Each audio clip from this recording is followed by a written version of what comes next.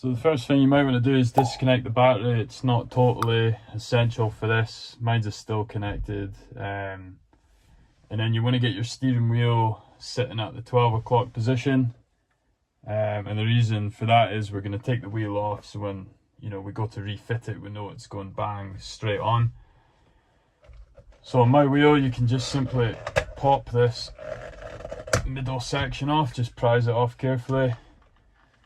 You've then got two wires on the inside, so you can just pop those terminals off, and that's your horn bit 3. You can then take, I think it's a 24mm socket.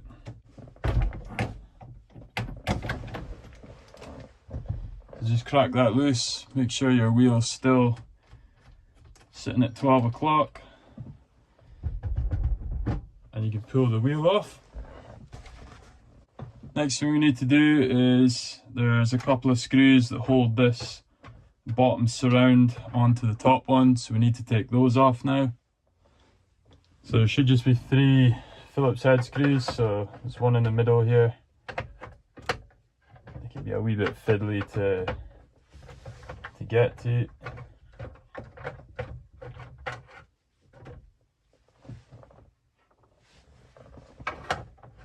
There's one on the outside on the right, and then there's one at the opposite side on the left.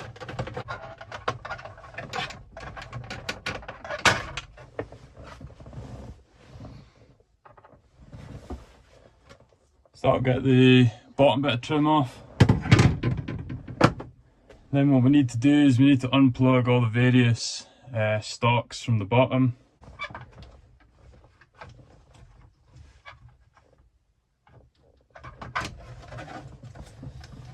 Okay, so there's 4 plugs, 3 black ones and 1 red one. So then we can undo these 3 sort of long thin screws just using a flathead, and then we should be able to pull the stocks out after that, and that should give us enough space to then get the cluster out.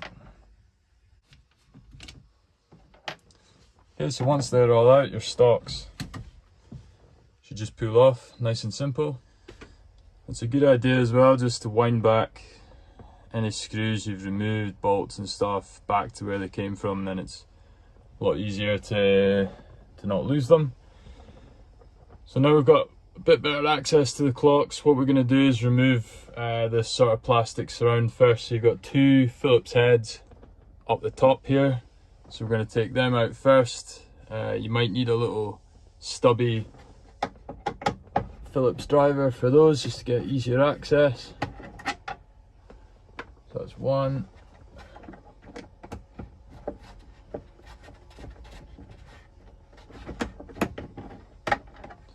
And 2.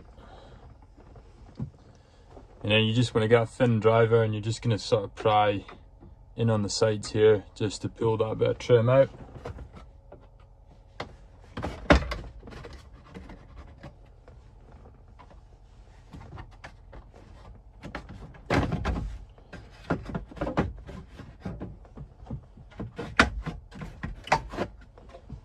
Like so. So now you should be at this kind of stage where we've got really good access to the instrument cluster. There's just a few things left to unplug and remove, and then we should be able to take that cluster out separately. Yeah, basically there is a tiny little Phillips head up in the back here. Same at this side, you can just see them. So you want to remove those next.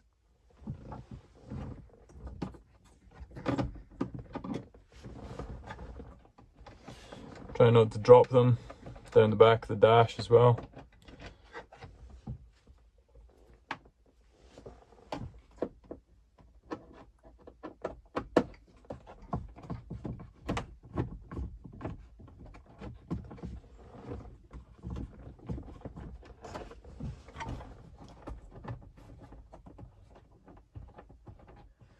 So now the clocks are relatively free. We now need to disconnect the speedo cable. So right at the back of this speedometer, right in the center at the back, there's a thick plastic cable that kind of just clips into the back. So in order to access that, we're going to basically take off this or lower this hinged storage bit, and then we're going to be able to reach right up the back and disconnect that Speedo cable. So there's a little bit just here, you just want to twist that, pull this down, and then just take it off of the sort of hooks. It sort of pivots on these little hooks here, so you can just quite easily take that off. You then should be able to get your hand right in and up the back into the Speedo cable.